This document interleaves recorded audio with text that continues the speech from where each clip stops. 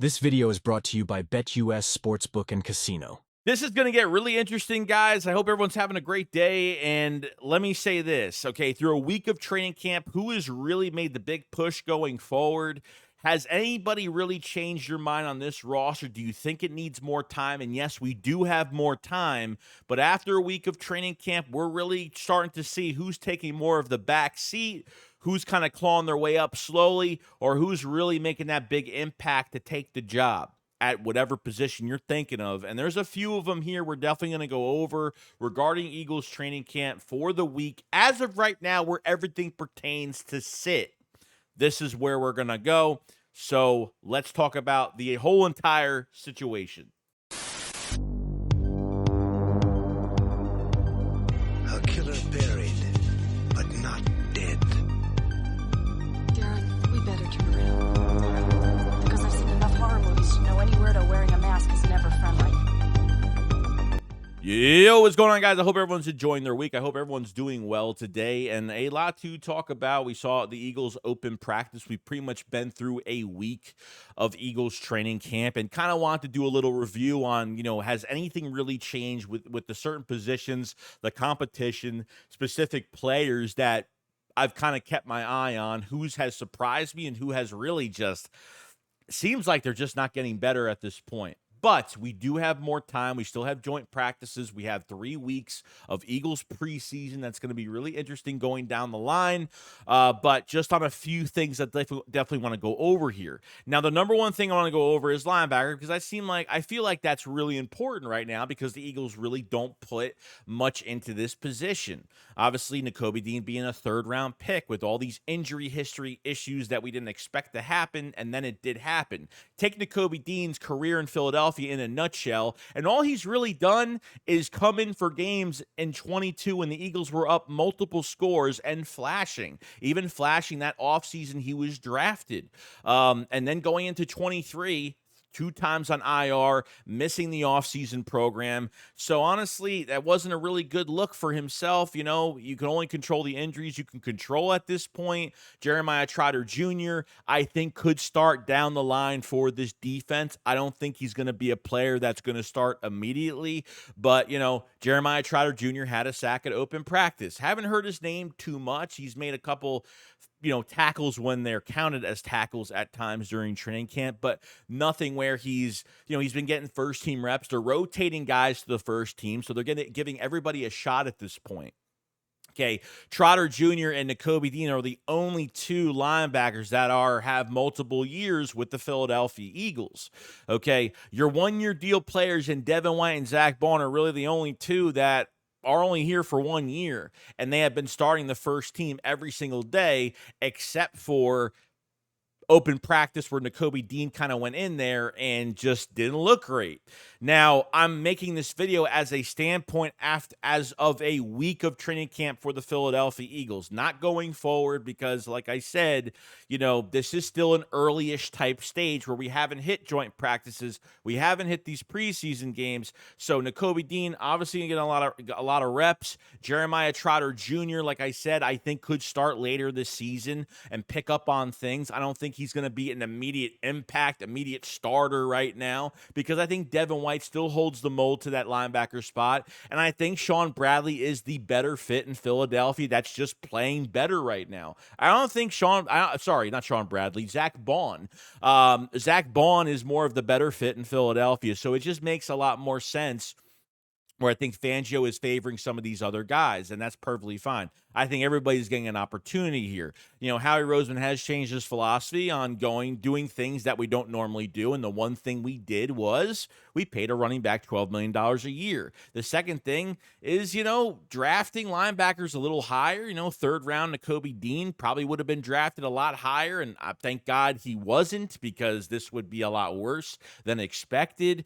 But Nakobe Dean has, really has to show. Really has to show because there's really nothing else behind that linebacker position. If Nakobe Dean doesn't do anything, we're really relying on Jeremiah Trotter Jr. to learn as much as he possibly can and try to get some playing time later this year. And God forbid you have an injury. Like, these guys have to play. You know what I mean? So hopefully they'll just play better mentally, just because we're going to be, hitting another team in another jersey will hopefully make a difference. Linebacker, like I said, I think starting wise, I think we're fine. But as of right now, with the backups we have, our future is supposed to be right in front of our eyes right now with Nakobe Dean. It just seems it's not hitting that point right now.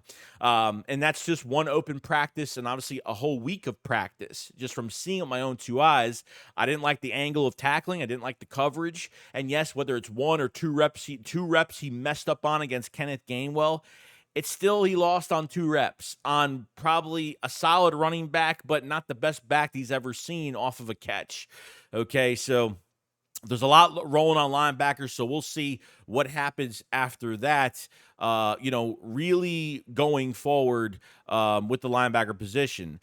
Now, I kind of want to go over Quinyon Mitchell, really outside corner, inside corner, because it's been a rotation really from Vic Fangio. Okay, a few days before open practice for the Eagles, Keely Ringo has took that starting job at number 2 across from Slay 3 different days. And then Isaiah Rodgers, after that, going into the open practice, took over for 2 days as his second start at the number 2 cornerback spot.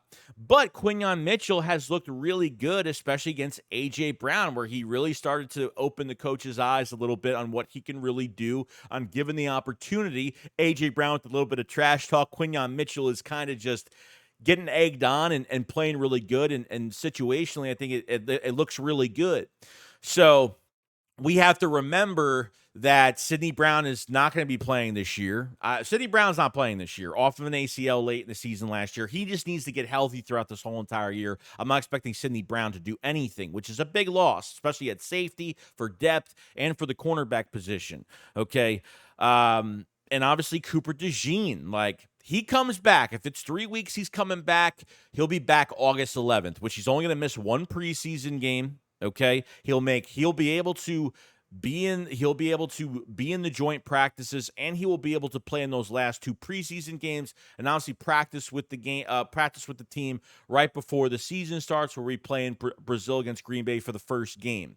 Okay, so mind that with Cooper DeJean being there, because on the inside, Quinyon really was playing inside, moved to the outside, giving him more opportunity with the first team going against A.J. Brown, and he did a really good job. So I don't know how this is going to go, because even on the inside at nickel, you have Tyler Hall. That's a hybrid player that consistency-wise, it hasn't been there even when he was with the Raiders, but he hasn't really been given the opportunity. But statistics are great. I could play safety and inside corner. Avonte Maddox, and they've moved him to safety during training camp. I don't know if they've moved him to safety at all during mini camp. I don't know if they actually did it in training camp at all, but Avonte Maddox obviously has a healthy offseason. They could start him there as well. So Fangio on this rotation with the cornerbacks, I don't know. I don't think anybody has won the job yet, because equally, I think they have been pretty good. Now, do I think Isaiah Rodgers and Keely Ringo have had more experience in training camp so far? Have they played better than Quinyon? 100%. I just think they've been given more opportunity down the line of training camp after a week and throughout mini camp and OTAs through this whole entire offseason. So I still think, like I said, it's something that's in progress right now. I don't know what this thing is going to look like. I don't want Quinyon to be redshirted this year. I don't want Isaiah Rodgers to be redshirted this year. It's I feel like these guys just have to play. Cooper DeJean comes into the mix now as a Swiss Army knife type player, and hopefully not just sitting him at one position, because I think he'll be more weak. I think he'll be downgraded if they just throw him at one position. They should literally use him defensively for matchups every single week and making adjustments with him in the secondary. That could play almost anywhere. I think could be that Malcolm Jenkins type player for this defense. So there's a lot rolling on this cornerback spot, outside, inside. It's been fairly balanced. Quinyon Mitchell has got the lower side of the reps, but has kind of made a late peak going forward. So I feel like Keely Ringo, Isaiah Rodgers, and Quinyon Mitchell have been literally neck and neck when it comes to the competition going forward, and there's a lot there to show for it. So I think that's really good. I feel bad for the coaching staff that needs to make the decision who gets cut off this team. Now, the nickel spot is obviously is going to go to DeJean, Quinion. I mean, Eli Ricks can't play the inside. Ringo can't play the inside. Isaiah Rodgers, I don't think they're trying to throw him on the inside. I think they have enough guys that can at least put their body in there as of right now. So I think that's really interesting going forward. And before I get to the last position, I definitely want to talk about a word from our sponsors at BetUs.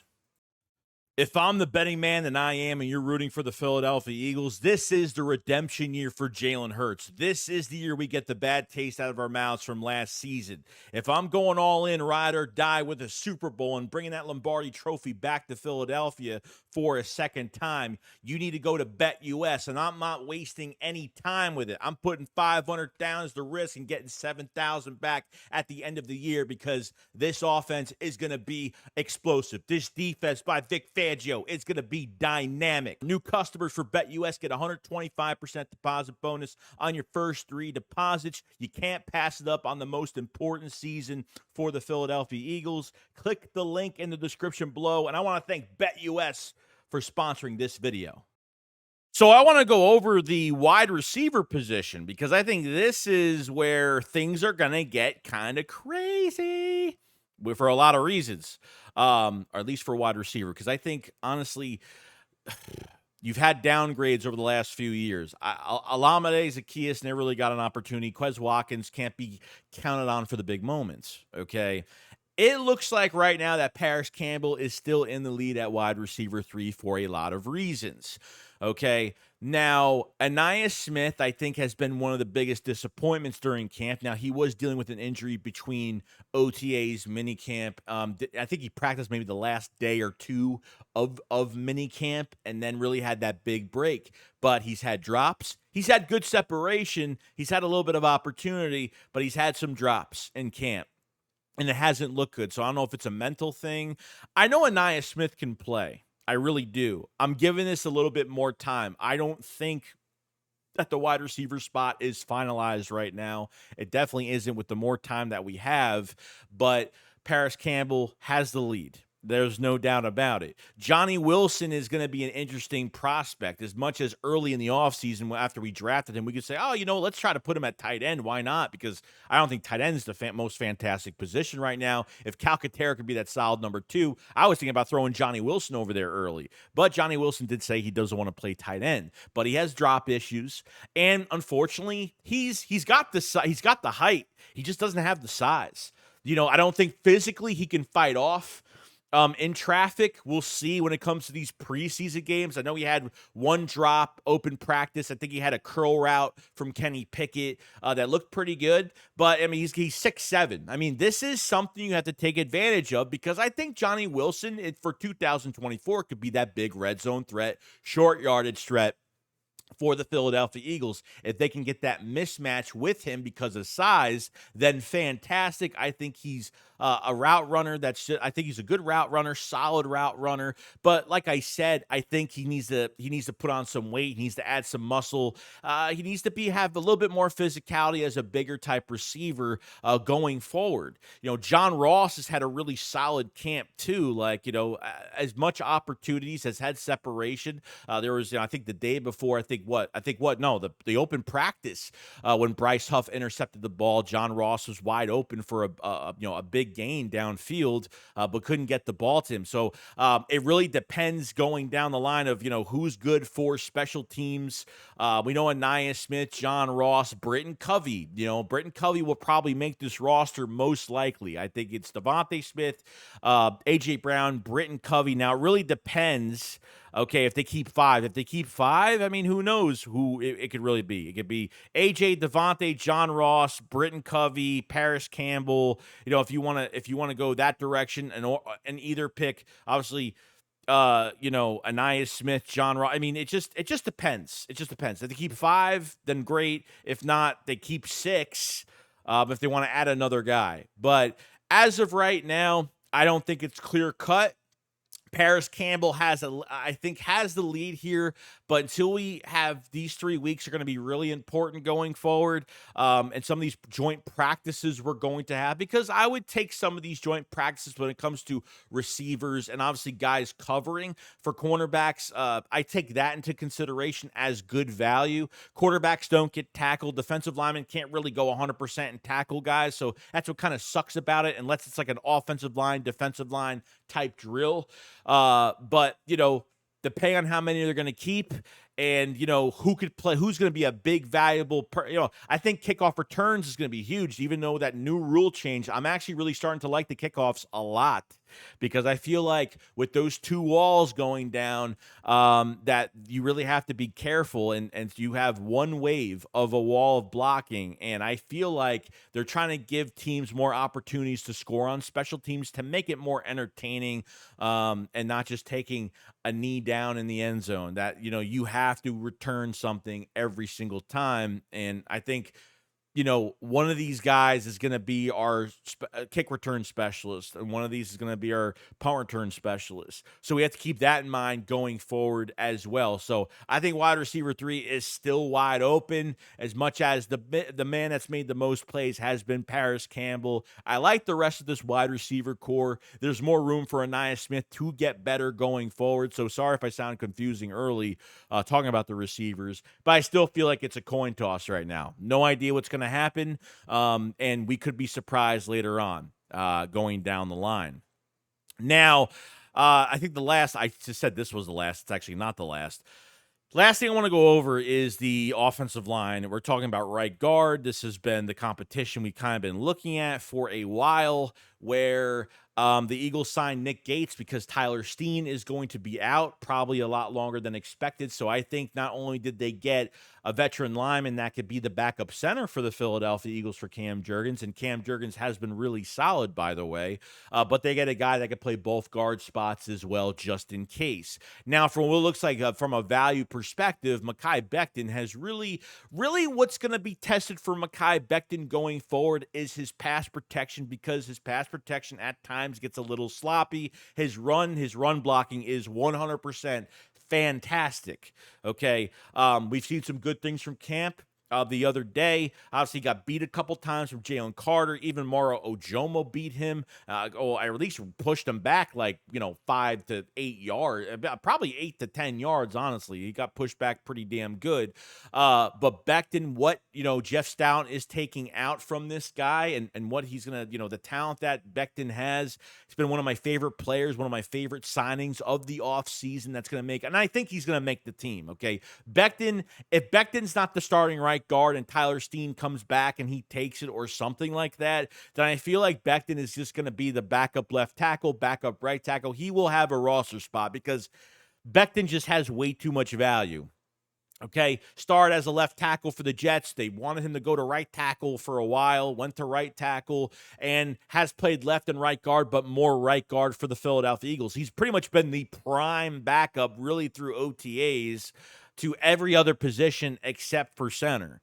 Okay, but with Tyler Steen coming in, with being out, is definitely affecting. Now, I'm really surprised that Matt Hennessy hasn't really had opportunity at all. It seems like they went out and signed Nick Gates. Matt Hennessy has had a lot of reps at center as well, but I guess they're not really throwing him there at all. And obviously Dylan McMahon hasn't really had too much opportunity, isn't really making too much noise. They're not really that impressed, probably not.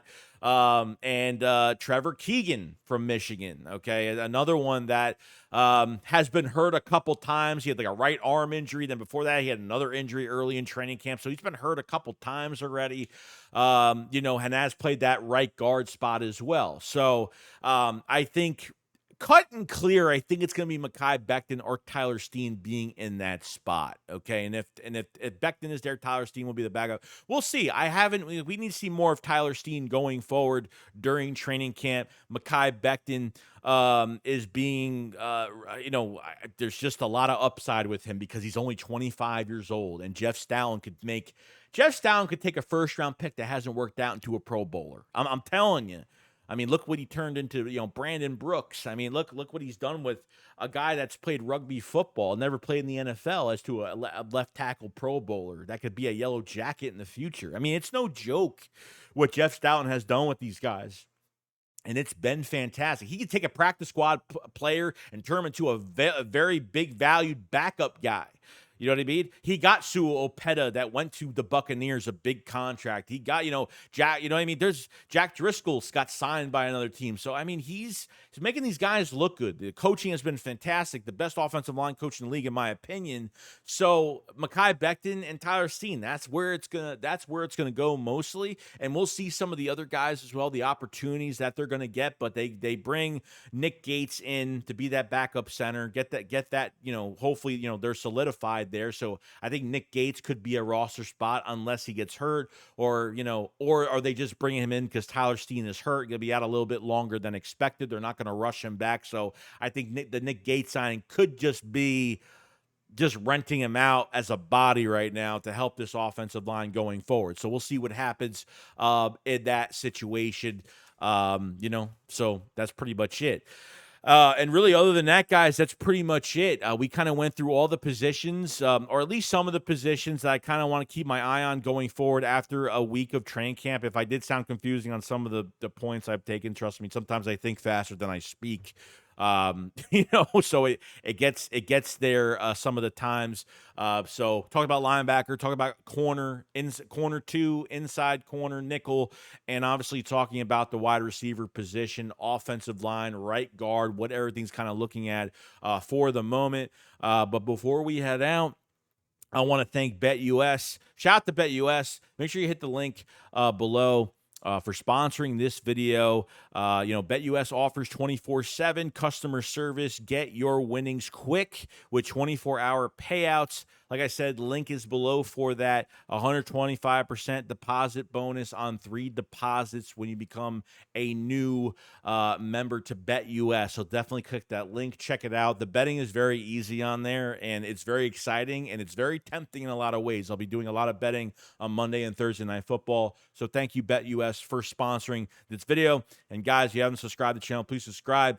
Like the video if you guys have. It does help out tremendously. Let me know what you guys think. Has anyone really stuck out to you, even from some of these positions as of right now? Is it clear cut, or is it still a big question mark with still a lot of time after a week? So I get it. A week of training camp feels like a month at this point. So that's where we're at. You guys have a fantastic day. And I will see you guys on the next one. Shakes, what up, follow side. Peace out, guys.